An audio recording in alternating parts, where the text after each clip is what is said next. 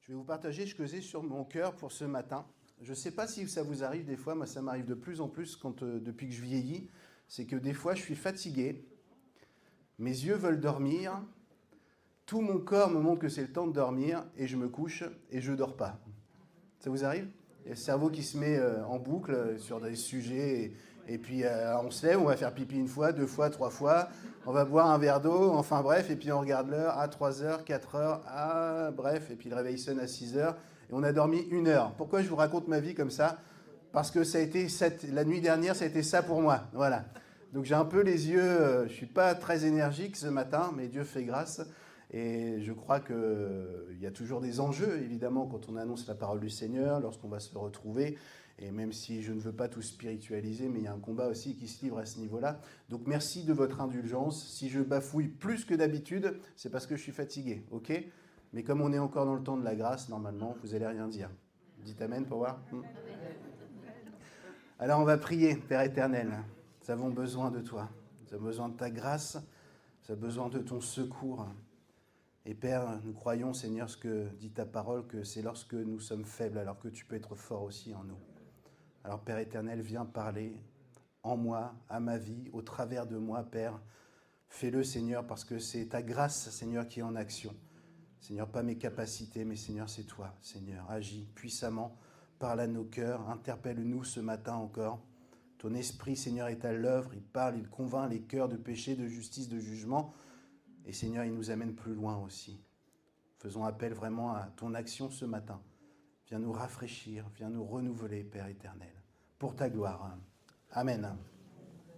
Alors du coup, comme je suis fatigué, je me suis dit que j'allais commencer par vous poser une question, comme ça vous allez bosser un peu. Est-ce que vous savez quel est le verset le plus court de la Bible ? Oh là, il y en a qui ont révisé. Ça fait des mois qu'elle s'est préparée, elle s'est dit, si un jour on pose la question, je saurai. Et qu'est-ce qu'il dit alors ? Qu'est-ce qu'il dit 117 ? Priez la terre, priez le Seigneur, priez, Seigneur. Alors, on t'aime, mais c'est pas ça.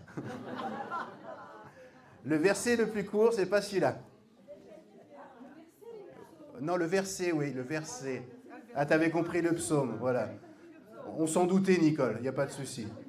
Que le Seigneur te bénisse. Merci, Nicole. Alors, quel est le verset ? Le monsieur a dit le verset le plus court. Je l'ai entendu sur la droite, par là. Non, c'est pas celui-là, mais on n'est pas loin. On n'est pas loin, on n'est vraiment pas loin. C'est Jésus pleura. Voilà. C'est le verset le plus court de la Bible. Jésus pleura. Vous le saviez pas ? Bon, ceux qui ne savaient pas, maintenant vous le savez. Alors on va le lire, Nicole. Ah, vous avez vu, Nicole, elle est au taquet, on veut savoir. On va lire. Ah. Elle a rechargé les batteries, Nicole, elle est à fond.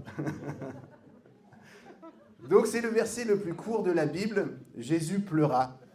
Alors, évidemment, peut-être mettre un petit bémol sur ça. Un bémol dans le sens où nous ne voyons pas forcément une inspiration divine derrière tout ça, même si évidemment Dieu inspire tous ceux qui le servent, tous ceux qui le cherchent. Mais vous savez que la Bible a été découpée en versets d'une manière un peu... voilà, des fois il y a certains versets qui coupent une idée, etc. Donc c'est quelque chose d'humain. Du coup, la Bible est inspirée par l'homme, mais l'homme a découpé en versets. Et donc il s'avère que le verset le plus court, c'est Jésus pleura. Et ce verset le plus court, souvent on a une interprétation de ce verset où effectivement il est question de Lazare. Lazare n'est pas loin dans le Jésus pleura. Et souvent on attribue le fait que Jésus pleure parce qu'il est triste de voir Lazare qui est mort. Vous aviez déjà entendu ça ? Oui. D'accord. J'aimerais que nous puissions réfléchir ce matin, finalement, et si Jésus pleurait pour autre chose ? Et finalement, est-ce que Jésus ne serait pas en train de pleurer pour autre chose que son ami qui est mort ? Et là, les uns les autres me regardent avec leurs yeux en disant « Qu'est-ce qu'il va nous redire encore ce matin, celui-là ?» J'aimerais que nous puissions réfléchir à ça. Jésus pleura, et c'est le thème de mon message. Mais pourquoi est-ce qu'il pleure ? Oh, t'as fini de me spoiler, toi ? Alors je vous propose de faire la lecture dans l'évangile de Jean, au chapitre 11. On va faire une longue lecture. Jean chapitre 11, à partir du premier verset. Le texte commence de cette manière. Dans le village de Béthanie vivaient 2 sœurs, Marthe et Marie, ainsi que leur frère Lazare. Marie est cette femme qui, après avoir répandu une huile parfumée sur les pieds du Seigneur, les lui avait essuyés avec ses cheveux. Lazare, son frère, tomba malade. Les 2 sœurs envoyèrent donc quelqu'un à Jésus pour lui faire dire « Seigneur, ton ami est malade ». Et quand Jésus apprit la nouvelle, il dit « Cette maladie n'aboutira pas à la mort, elle servira à glorifier Dieu. Elle sera une occasion pour faire apparaître la gloire du Fils de Dieu. » Or Jésus était très attaché à Marthe, à sa sœur et à Lazare. Après avoir appris qu'il était malade, il resta encore 2 jours à l'endroit où il se trouvait, puis il dit à ses disciples « Retournons en Judée. » Mais, lui dirent-ils, il n'y a pas si longtemps, ceux de la Judée voulaient te lapider, et maintenant tu veux retourner là-bas ? N'y a-t-il pas 12 heures dans une journée ? Répondit Jésus. Si l'un marche pendant qu'il fait jour, on ne bute pas contre les obstacles, parce qu'on voit clair. Mais si l'on marche de nuit, on trébuche, parce qu'il n'y a pas de lumière. Verset 11. Après avoir dit cela, il ajouta, « Notre ami Lazare s'est endormi. Je vais aller le réveiller. » Sur quoi les disciples lui dirent, « Seigneur, s'il dort, il est en voie de guérison. » En fait, Jésus voulait dire que Lazare était mort. Mais les disciples avaient compris qu'il parlait du sommeil ordinaire. Alors il leur dit clairement, « Lazare est mort, et je suis heureux à cause de vous de n'avoir pas été là-bas à ce moment-là, car cela contribuera à votre foi. Mais maintenant, allons auprès de lui. » Thomas, surnommé le jumeau, dit alors aux autres disciples, « Allons-y nous aussi pour mourir avec lui. » Et à son arrivée, Jésus apprit qu'on avait enseveli Lazare depuis 4 jours déjà. Béthanie était à moins de 3 kilomètres de Jérusalem. Aussi beaucoup de gens étaient-ils venus chez Marthe et Marie pour leur présenter leurs condoléances à l'occasion de la mort de leur frère. Quand Marthe apprit que Jésus s'approchait du village, elle alla à sa rencontre. Marie, elle resta à la maison. Marthe dit à Jésus, « Seigneur, si tu avais été ici, mon frère ne serait pas mort. Mais je sais que maintenant encore, tout ce que tu demanderas à Dieu, il te l'accordera. Ton frère ressuscitera, lui dit Jésus. Je sais bien, répondit Marthe, qu'il reviendra à la vie au dernier jour, lors de la résurrection. Moi, je suis la résurrection et la vie, lui dit Jésus. Celui qui place toute sa confiance en moi vivra, même s'il meurt. Et quiconque vit et croit en moi ne mourra jamais. Crois-tu cela ? Oui, Seigneur, lui répondit-elle.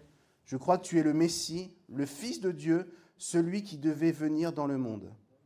Là-dessus, elle partit appeler sa sœur Marie, et l'ayant prise à part, elle lui dit, « Le Maître est là, et il te demande. » À cette nouvelle, Marie se leva précipitamment, courut vers Jésus. Il n'était pas encore entré dans le village, il était resté à l'endroit où Marthe l'avait rencontré. Ceux qui se trouvaient dans la maison avec Marie pour la consoler la virent se lever brusquement et sortirent. Ils la suivirent, pensant qu'elle allait au tombeau pour y pleurer. Marie parvint à l'endroit où était Jésus. Dès qu'elle le vit, elle se jeta à ses pieds et lui dit, « Seigneur, si tu avais été ici, mon frère ne serait pas mort. » En la voyant pleurer, elle et ceux qui l'accompagnaient, Jésus fut profondément indigné et ému. « Où l'avez-vous enterré ?» demanda-t-il. « Viens, Seigneur, lui répondirent-ils, tu verras. » Verset 35. Jésus pleura.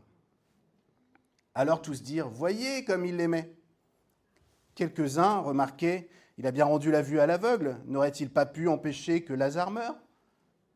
Une fois de plus, Jésus fut profondément bouleversé. Il arriva au tombeau, c'était une grotte dont l'entrée était fermée par une pierre.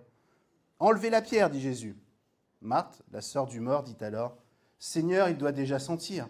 Cela fait 4 jours qu'il est là. » Et Jésus lui répondit, « Ne t'ai-je pas dit, si tu crois, tu verras la gloire de Dieu ?» On ôta donc la pierre. Alors Jésus, tournant son regard vers le ciel, dit, « Père, tu as exaucé ma prière et je t'en remercie. Pour moi, je sais que tu m'exauces toujours. Mais si je parle ainsi, c'est pour que tous ceux qui m'entourent croient que c'est toi qui m'as envoyé. » Cela dit, il cria d'une voix forte, « Lazare, sors de là !» Tous ceux qui pensent que l'efficacité de la prière est liée à la durée de la prière, Jésus montre que juste un mot d'ordre et c'est terminé. Je ferme la parenthèse. Et voici que la mort sortit du tombeau. Il avait les pieds et les mains entourés de bandes, de lin, le visage recouvert d'un linge. Jésus dit à ceux qui étaient là, « Déliez-le de ces bandes et laissez-le aller. » Amen. Alors on connaît ce texte. Jésus pleura. Pourquoi est-ce qu'il pleura? Souvent ce qui est avancé, et je dois dire des fois sans prendre le temps, je dois dire de lire le texte correctement. On dit que Jésus pleure parce qu'il est ému, parce qu'il voit son ami Lazare qui est mort, et du coup il y a son humanité, Jésus étant pleinement Dieu, mais aussi pleinement homme. Certains commentateurs disent qu'à ce moment-là, c'est son humanité qui prend le dessus, et que finalement, de voir tout le contexte, de voir les sœurs qui sont là en train de pleurer en lui disant « Si tu avais été là, tu aurais pu faire quelque chose », que l'espace d'un instant, il est touché dans son cœur et il pleure pour son ami Lazare. Ça, c'est ce qu'on peut entendre des fois. Mais pourquoi est-ce qu'à ce moment-là, avant de pleurer, il aurait dit au verset 4, quand Jésus a pris la nouvelle, il dit « Cette maladie n'aboutira pas à la mort, elle servira à glorifier Dieu. Elle sera une occasion pour faire apparaître la gloire du Fils de Dieu. » Or, Jésus était très attaché à Marthe et à sa sœur et à Lazare. Après avoir appris qu'il était malade, il resta encore 2 jours à l'endroit où il se trouvait. Pourquoi est-ce que, avant que Jésus pleure, il y a cette information qui est donnée? Cette maladie sera pour la gloire de Dieu. C'est quelque chose qui servira à glorifier Dieu. Ce ne sera pas voué à la mort. Combien savent que Jésus était celui qui recevait de la part du Père les informations? Il faisait tout ce que le Père lui montrait, il disait d'une certaine manière tout ce que le Père lui disait de dire. Et donc je crois que dans ce qu'il dit, dans ce qu'il déclare, il y a évidemment une inspiration divine qui lui dira « va dans telle direction, fais telle direction ». Et en plus, il reste pendant 2 jours. On vient de lui dire « ton ami est malade ». Et il prend le temps encore pendant 2 jours en déclarant que Dieu se glorifiera dans cette situation. Jésus ne parle pas pour rien dire. Et au verset 11, il rajoute aussi, après avoir dit cela, il ajouta « Notre ami Lazare s'est endormi, je vais aller le réveiller. » Sur quoi les disciples lui dirent « Seigneur, s'il dort, il est en voie de guérison. » En fait, Jésus voulait dire que Lazare était mort, mais les disciples avaient compris qu'il parlait du sommeil ordinaire. Il y a tout un tas d'indices qui nous fait croire que, du coup, Jésus n'est pas en train de pleurer parce qu'il est triste, sinon ça ferait de Jésus, excusez-moi de dire des choses comme ça, un peu un schizophrène. C'est-à-dire qu'il dit quelque chose et il va faire l'inverse ou penser l'inverse. Il dit quelque chose et puis il vit autre chose. Et le Dieu que nous servons, Jésus en l'occurrence, n'est pas celui-là.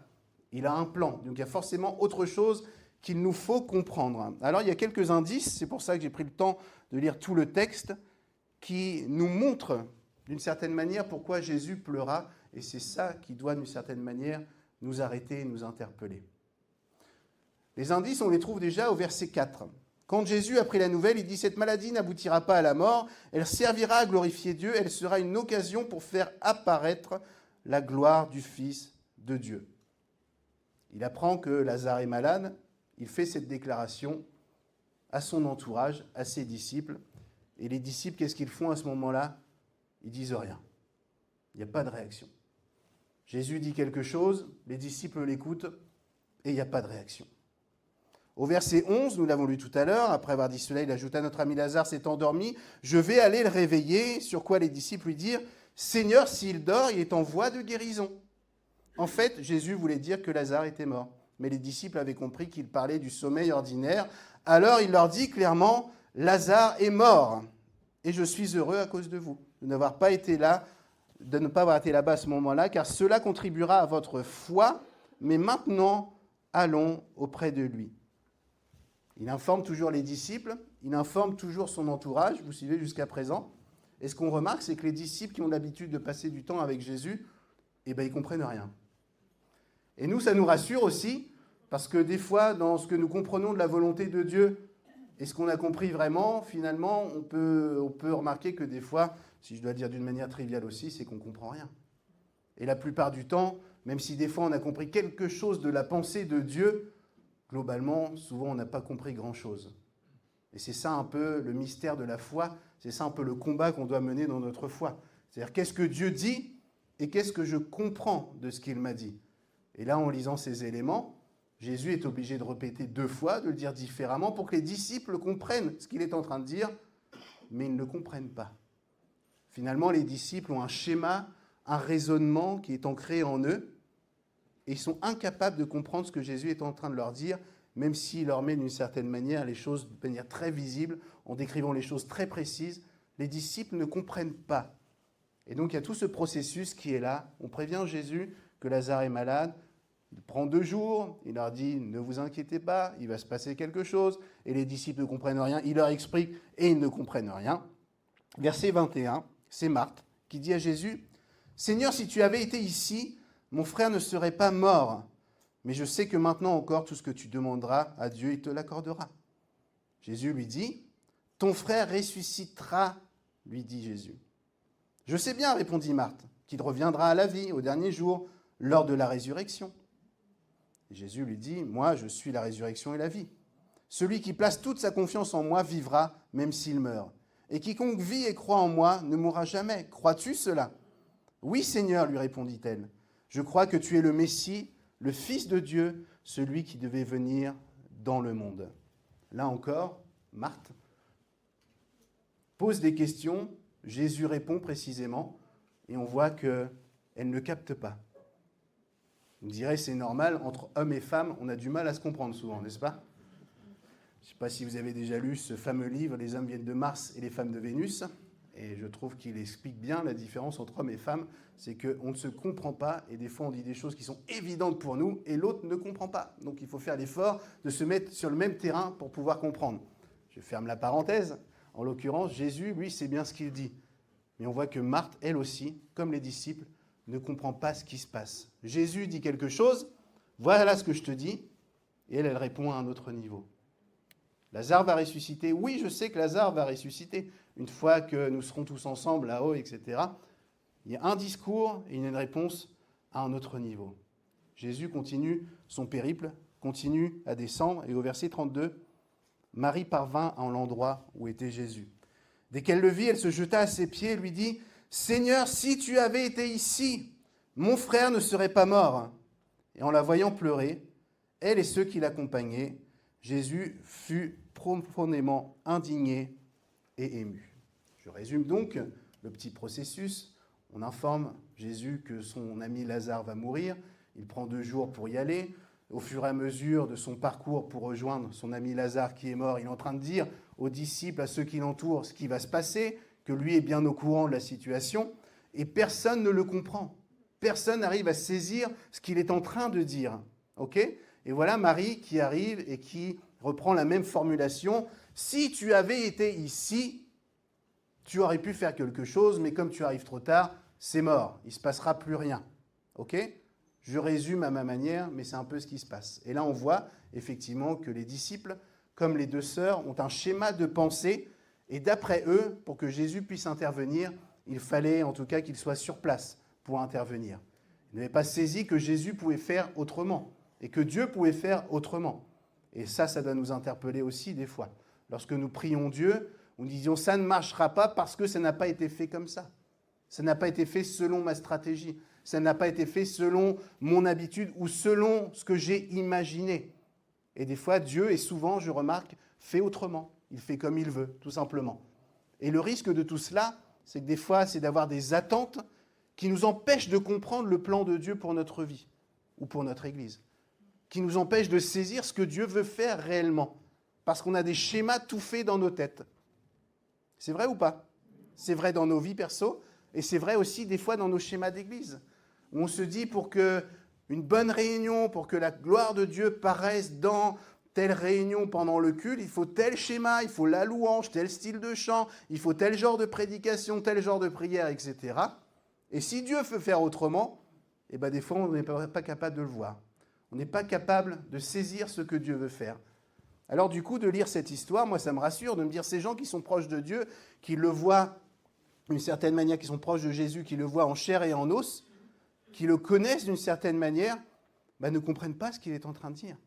Et des fois, je pense aussi qu'il y a comme un enjeu spirituel, comme un défi spirituel qui est là et qui nous empêche de saisir la pensée de Dieu. Pour ça, lorsque nous lisons la parole de Dieu, lorsque nous nous préparons pour venir au culte ou dans des réunions, nous savons que nous allons étudier la parole de Dieu, passer un temps avec lui, préparons-nous dans la prière en demandant au Seigneur de garder nos pensées, d'ouvrir notre intelligence et notre compréhension. Il arrive des fois des choses qui sont tellement grotesques d'une certaine manière, où nous parlons des fois dans nos relations, nous annonçons des choses qui nous paraissent tellement évidentes, et les gens qui sont pourtant des fois très intelligents n'arrivent pas à saisir. Il y a comme un combat au niveau de la compréhension, comme un conflit qui est là. Alors il nous faut aussi prier pour que nous puissions saisir, recevoir la parole de Dieu, mais pour tous ceux aussi qui sont autour de nous. Alors voilà que Marie arrive, elle va voir Jésus. Si tu avais été là, tu aurais pu faire quelque chose. Et le texte nous dit que Jésus fut profondément indigné et ému. La version Semeur que je viens de lire, la version Second, nous dit « Jésus, la voyant pleurer, elle et les Juifs qui étaient venus avec elle, frémit en son esprit et fut tout ému. » Ça, c'est ce que nous avons traduit en français de la part de Jésus. Il frémit dans son esprit et fut tout ému. Et finalement, vous savez que la Bible n'a pas été écrite en français, vous le saviez, n'est-ce pas? L'Ancien Testament en hébreu, le Nouveau Testament, je résume un peu, mais en gros en grec, et que nous, on a traduit en français, en ukrainien, en allemand, en espagnol, etc. Mais la base est en grec.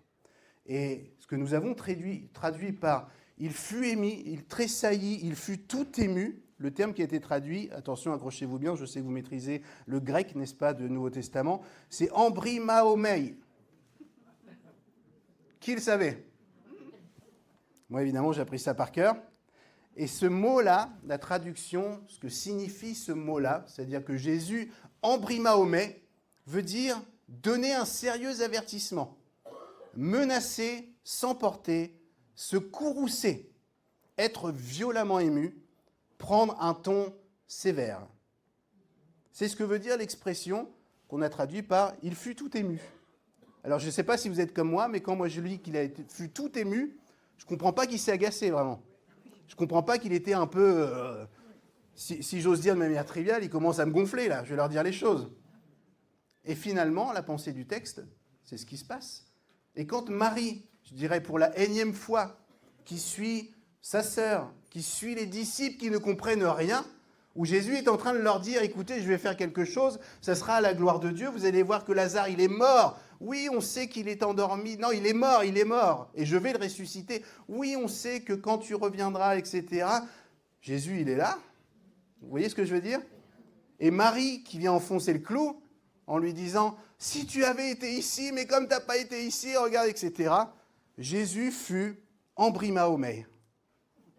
Il s'est agacé d'une certaine manière, même s'il n'avait pas de péché en lui, bien entendu, mais une certaine réaction qui le fait bondir. Et après, le texte nous dit, Jésus pleura. Donc je repose la question, pourquoi est-ce que Jésus pleure?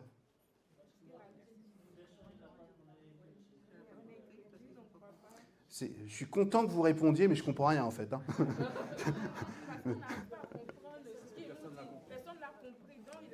C'est ça, voilà. Alors merci de répondre, mais c'est vrai qu'à ma place, j'ai entendu... Si quelqu'un a une interprétation, n'est-ce pas? Et effectivement, pourquoi Jésus pleure? En tout cas, il ne pleure pas parce qu'il est triste de voir son ami Lazare alors qu'il a dit qu'il allait le ressusciter, vous comprenez? Il ne peut pas être triste de quelque chose qu'il sait qui va être autrement. Jésus n'est pas triste, il n'est pas touché dans son humanité parce que Lazare est mort alors qu'il sait qu'il va le ressusciter. Et ça, il le dit depuis le début. Depuis qu'il a appris que Lazare était malade, il a même pris son temps en disant « Oh, tranquille, on va y aller tranquillement. Je vais vous raconter ce qui va se passer, j'annonce. » Et ils ne comprennent rien. Ses disciples, ses amis les plus proches, vous êtes mariés, certainement, votre épouse, votre époux est la personne la plus proche que vous ayez, normalement. Vous lui dites tout, vous communiquez, etc. Je pose la question si ce n'est pas frustrant quand la personne qu'on aime, qui nous connaît plus que tout, ne comprend rien à ce qu'on lui dit. Ça énerve, ça. Hein. Je fais des entretiens pastoraux, si vous voulez. Hein. C'est agaçant. Les gens en qui on donne toute notre confiance, on prend le temps d'expliquer et ne comprennent rien. D'une certaine manière, c'est frustrant. C'est agaçant. Alors Jésus n'est pas agacé parce qu'il est Dieu. Il ne se livre pas au péché, vous comprenez l'idée. Mais il est là, il explique. Et ses disciples, ceux sur qui il a misé, alors il a misé sur Dieu, il a suivi l'appel de Dieu, il a suivi les recommandations de Dieu. Mais il est avec eux, il parle avec eux, il leur montre. Et les disciples, finalement, nous encouragent, moi je trouve, dans ce texte-là, mais dans tellement d'autres aussi. Quand on voit que ces disciples ont changé la face du monde, et quand on voit des fois les réflexions qu'ils peuvent avoir, on se dit, bon, bah, finalement, il y a du courage, il y a de l'espoir pour nous, n'est-ce pas, non? Alors, ils s'agacent. Et finalement, pourquoi est-ce que Jésus pleure? Je propose qu'en fait, ce n'est pas parce qu'il est triste, mais c'est parce qu'il saisit d'une certaine manière, même s'il sait tout, l'incrédulité de ceux qui l'entourent. Il n'arrive pas à croire ce que Jésus pourrait faire. Et finalement, c'est ça qui le fait pleurer. C'est l'incrédulité, alors c'est Alain qui l'a dit dès le début, mais c'est l'incrédulité de ceux qui le suivent et ceux qui sont censés croire en lui, normalement. C'est ça qui le fait pleurer. Est-ce que ça le fait souffrir? Je ne sais pas, mais en tout cas, il exprime quelque chose à ce moment-là. Il fut embrimaomei, il fut courroucé, agacé. Il a une réaction significative pour dire « ça me saoule » et il pleure. Alors évidemment, on doit s'arrêter là. Parce qu'on dit que les disciples ne comprennent rien là, mais combien de fois moi je ne comprends rien non plus. Mais j'en parle parce que je sais que j'en vois 2 devant, 3, 4, enfin chacun d'entre nous, on ne comprend rien souvent aussi d'ailleurs. On a du mal à saisir ce que Dieu veut faire. On ne comprend pas ce qu'il veut faire et ce qu'il peut faire. Alors je me pose la question, si Dieu qui aime son église ici, l'église du Colombier, et que je sais que depuis des années, il parle dans cette église, à travers de la bouche des uns des autres, des gens qui sont invités ici, des frères et sœurs qui fréquentent cette église, c'est sûr que Dieu parle, Dieu révèle sa pensée, et des fois on ne comprend pas. Des fois on dit au Seigneur, oui, tu vas faire un réveil, et on s'imagine je ne sais quoi, mais qui correspond à nos schémas à nous. Et Dieu dit, non, je vais faire ça, mais pas comme ça. Oui, vous voyez? Et des fois même dans nos vies personnelles.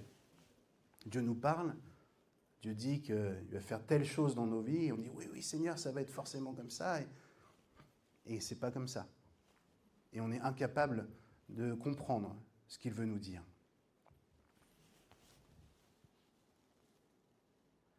La foi, finalement, on peut essayer de faire plein de choses pour Dieu.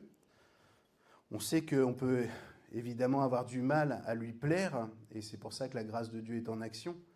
Il n'y a rien de ce que nous pouvons faire ou ne pas faire finalement qui peut influencer son action envers nous. Vous connaissez Jean 3,16, Dieu a tellement aimé le monde, la condition c'est que lui a aimé. Il n'y a rien à voir de notre côté.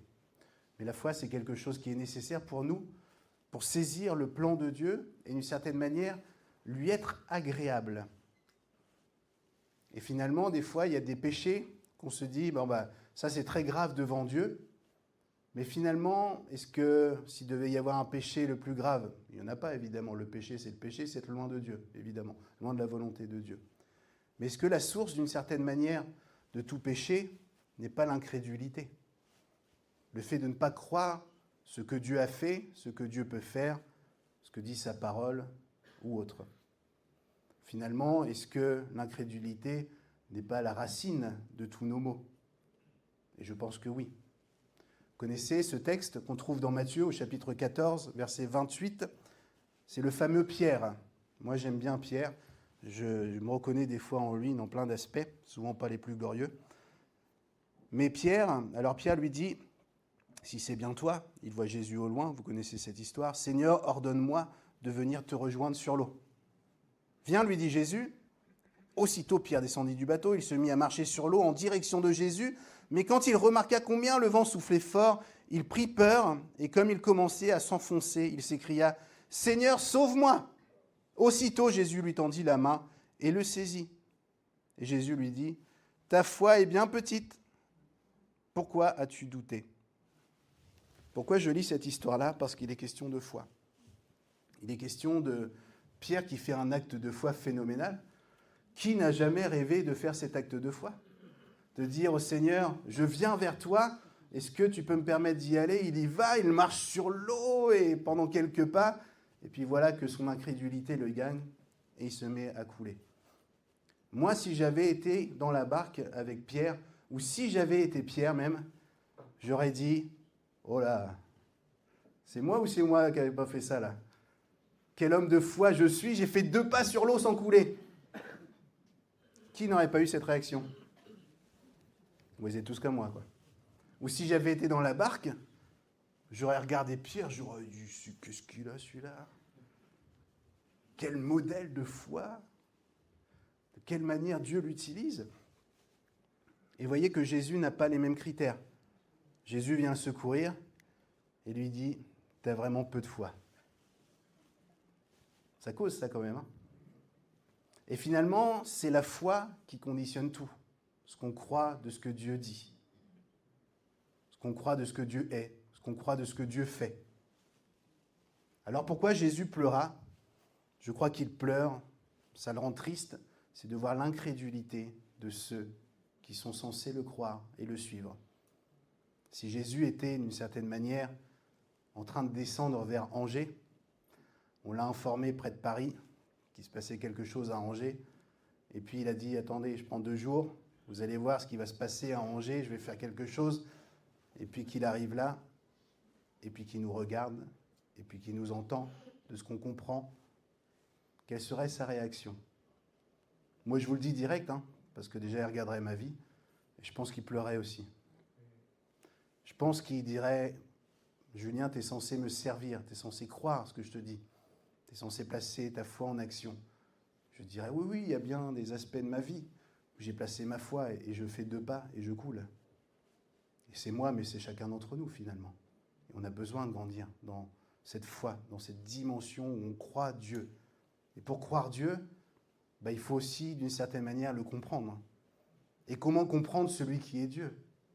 Et combien même nous saisirions une petite réalité de qui il est, tellement d'aspects qui nous échapperaient encore. Et la foi, finalement, lorsqu'on y réfléchit, c'est quelque chose qui n'est pas si facile que ça. Romain nous dit, la foi vient de ce qu'on entend, et ce qu'on entend vient de la parole de Dieu. En quoi je place ma foi? En mes actions, mon expérience, ma vie, ma tradition d'église, ma compréhension. Comment placer ma foi dans un Dieu que je ne saisis pas, que je ne comprends pas, qui ne rentre pas dans mes tiroirs à moi? C'est une vaste question, finalement. Mais en tout cas, on comprend que la foi est quelque chose qui plaît à Dieu. La foi est quelque chose qui me permet d'atteindre, d'une certaine manière, Dieu. On a déjà parlé de ça, je crois. La grâce, c'est l'action de Dieu envers l'humanité. C'est une faveur imméritée qu'il nous accorde. Et la foi, c'est l'action de l'humanité vers Dieu. C'est pour ça qu'un tout petit peu de foi, comme un grain de sénévé, est suffisant pour vivre des grandes choses de la part du Seigneur. Parce que peu importe notre niveau de foi, la grâce de Dieu vient toujours la rejoindre. La foi, c'est ce qui monte vers Dieu. La grâce, c'est ce qui descend de Dieu vers l'humanité. Et à chaque moment, la grâce de Dieu est suffisante pour atteindre notre foi. Mais il faut qu'il y ait de la foi, même un tout petit peu. La question qu'on pourrait se poser aujourd'hui, c'est ce que est l'Église, avec un grand E, mais notre Église locale aussi, a encore foi dans ce que Dieu peut faire. À quoi donne-t-on crédit aujourd'hui?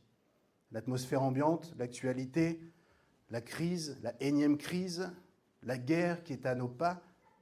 Vous avez vu que M. Macron est en train de remettre en place tout ce qu'il faut pour qu'on aille se bagarrer, un de ces 4. C'est pas beau ce qui arrive, en tout cas. Après, il y a peut-être d'autres enjeux qui nous échappent. Mais en quoi je place ma foi pour l'Église? Est-ce que je regarde les uns les autres et c'est ça qui conditionne ma foi? Ou je crois que Dieu va faire des grandes choses? Et dans les grandes choses qu'il va faire, c'est des choses qui ne sont pas forcément celles que j'ai imaginées non plus. Mais qu'est-ce que Dieu veut faire et en quoi je place ma foi? Hébreux 11, je termine par cela. Vous connaissez Hébreux 11, c'est le texte des héros de la foi. C'est le texte qui traite du sujet de la foi Et il commence de cette manière-là au verset 1. La foi est une façon de posséder ce qu'on espère. C'est un moyen d'être sûr des réalités qu'on ne voit pas. C'est parce qu'ils ont eu cette foi que les hommes des temps passés ont été approuvés par Dieu. Par la foi, nous comprenons que l'univers a été harmonieusement organisé par la parole de Dieu et qu'ainsi le monde visible tire son origine de l'invisible. C'est par la foi qu'Abel a offert à Dieu un sacrifice meilleur que celui de Caïn. Grâce à elle, il a été déclaré juste par Dieu, qui a témoigné lui-même qu'il approuvait ses dons. Et grâce à elle, Abel parle encore bien que mort. C'est par la foi aussi qu'Enoch a été enlevé auprès de Dieu pour échapper à la mort, et on ne le trouva plus parce que Dieu l'avait enlevé. En effet, avant de nous parler de son enlèvement, l'Écriture lui rend ce témoignage. Il était agréable à Dieu, or sans la foi, il est impossible de lui être agréable. Sans la foi, il est impossible d'être agréable à Dieu. Et donc, le pendant contraire, c'est que notre incrédulité lui est fortement désagréable. Car celui qui s'approche de Dieu doit croire qu'il existe et qu'il récompense ceux qui le cherchent. Par la foi, Noé a construit un bateau pour sauver sa famille. Il avait pris au sérieux la révélation qu'il avait été reçue au sujet d'événements qu'on ne voyait pas encore. En agissant ainsi, il a condamné le monde et Dieu lui a accordé d'être déclaré juste en raison de sa foi. Par la foi, Abraham a obéi à l'appel de Dieu qui lui ordonnait de partir pour un pays qu'il devait recevoir plus tard en héritage. Il est parti sans savoir où il allait.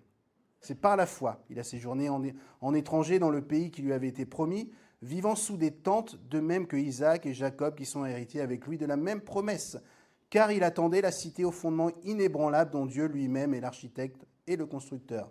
C'est par la foi que Sarah, elle aussi, qui était stérile, a été rendue capable de devenir mère alors qu'elle en avait depuis longtemps dépassé l'âge. En effet, elle était convaincue que celui qui avait fait la promesse est digne de confiance. C'est pourquoi, aussi d'un seul homme, plus encore, d'un homme déjà marqué par la mort, sont issus des descendants aussi nombreux que les étoiles du ciel et que les grains de sable qu'on ne saurait compter sur les rivages de la mer. C'est dans la foi que tous ces gens sont morts sans avoir reçu ce qui leur avait été promis. Mais ils l'ont vu et salué de loin, et ils ont reconnu qu'ils étaient eux-mêmes étrangers et voyageurs sur la terre. Je termine par ce texte qui nous parle de tous ces héros de la foi. C'est par la foi qu'ils ont accompli. Il y a des hommes, il y a des femmes, il y a des hommes et des femmes de toutes conditions. Il y a référence aussi dans ce texte à une prostituée qui est considérée comme une héros de la foi aussi. Et puis il y a cet dernier verset que je viens de lire aussi. Et tous ceux qui ont cru, qui sont restés dans la foi, mais qui n'ont pas pour autant vu ce que Dieu leur avait promis. Et souvent nous disons, moi j'ai foi en Dieu et je crois que tout ce qu'il m'a dit est vrai et que tout ce qu'il m'a promis, je vais pouvoir le voir. Et là je lève peut-être un sujet croustillant pour en discuter. Mais ces gens ont été des héros de la foi, ils ont cru ce que Dieu leur avait dit et pourtant ils n'ont pas vu ce que Dieu leur avait promis. Finalement, je reviens à ce que je disais, c'est que la foi, c'est beaucoup plus complexe que ce qu'on imagine. Et finalement, ce que je comprends peut-être, c'est que la foi que j'accorde à la parole de Dieu, la foi que j'accorde aux promesses de Dieu, est plus important pour lui être agréable.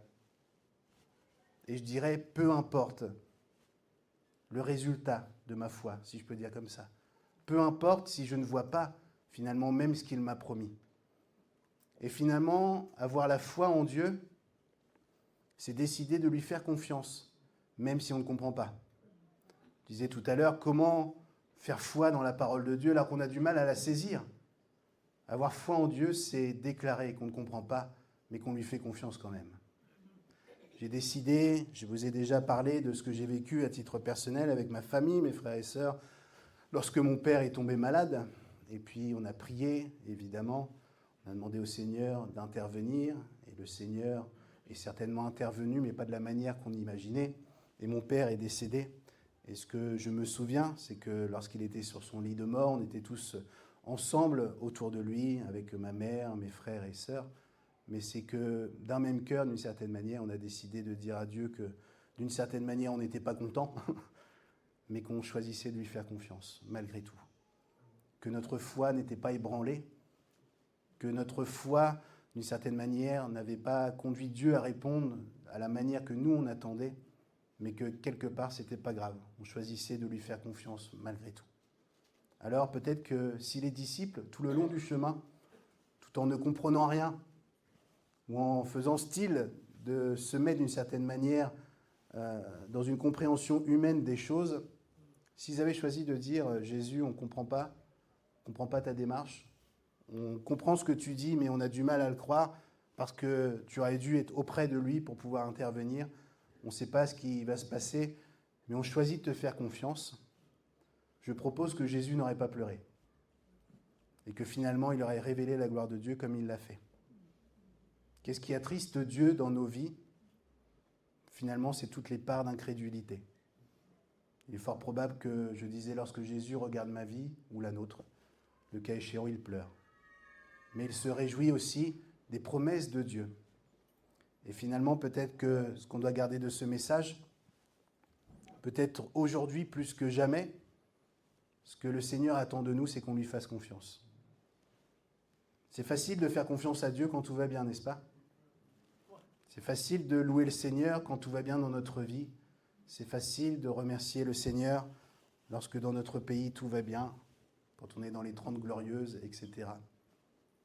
C'est plus difficile de choisir de lui faire confiance quand tout s'écroule, quand tous nos repères s'écroulent, quand tous nos conforts s'écroulent. C'est valable aussi dans nos familles.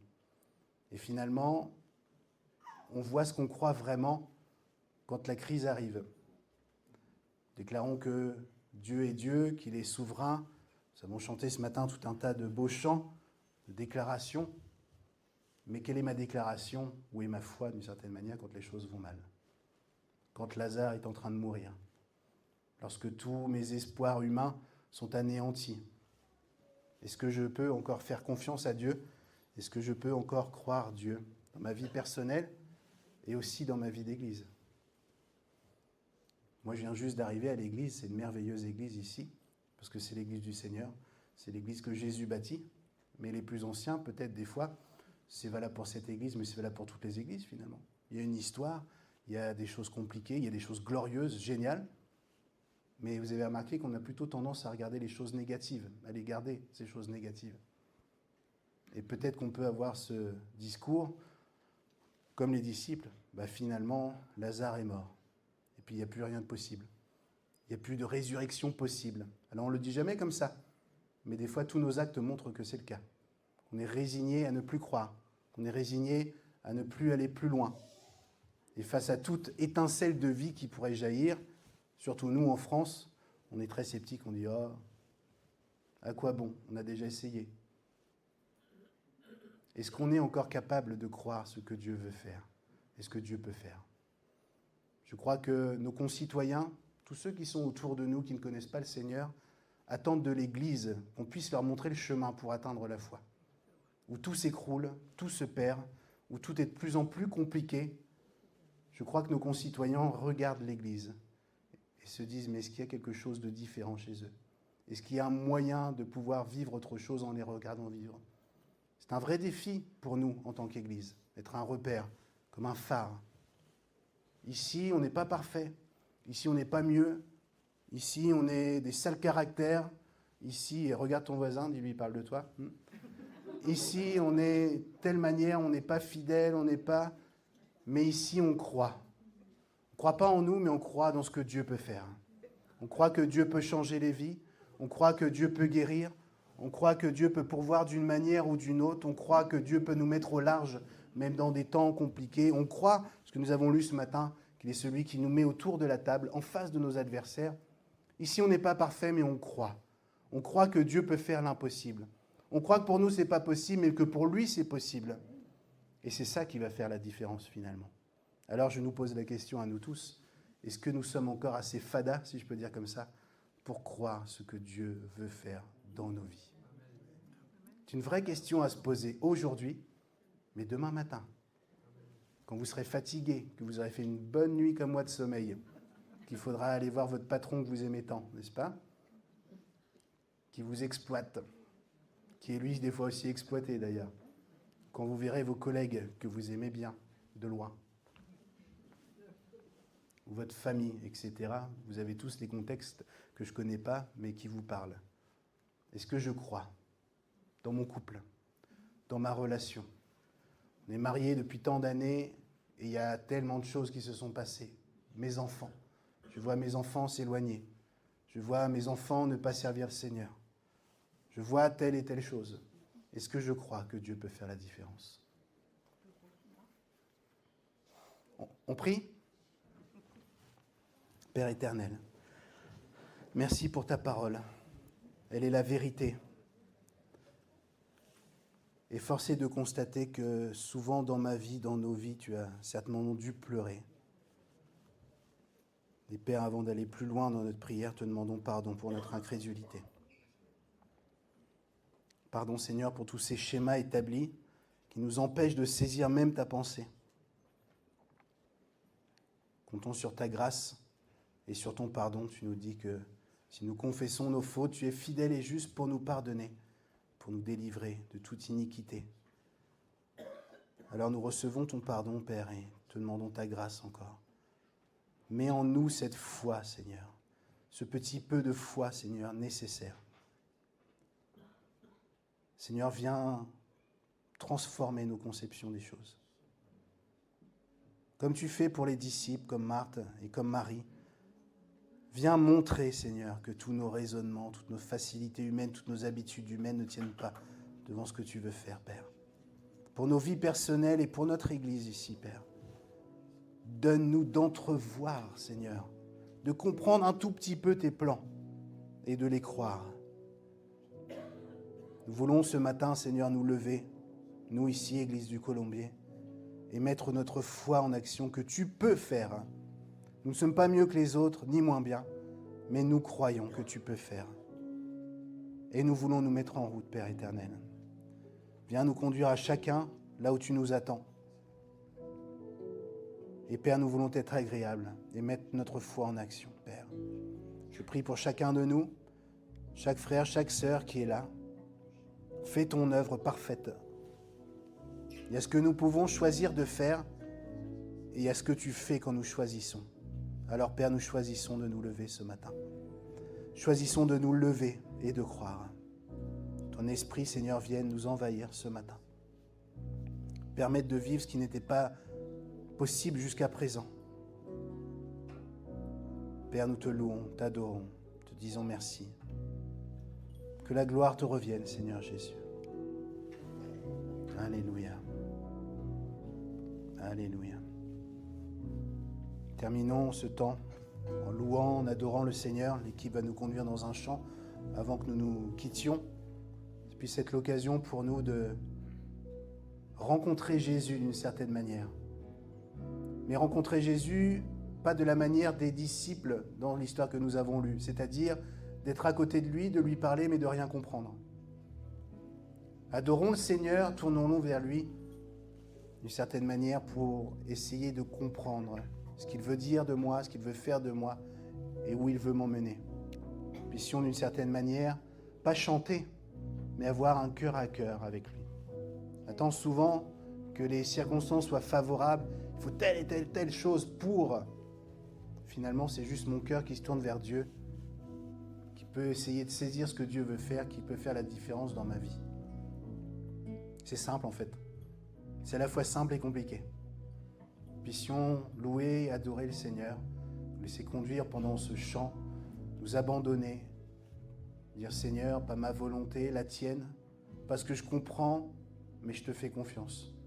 Pour ma vie perso, pour ma vie d'église, là où tu me mènes à mon travail, dans tous les aspects de ma vie, Père.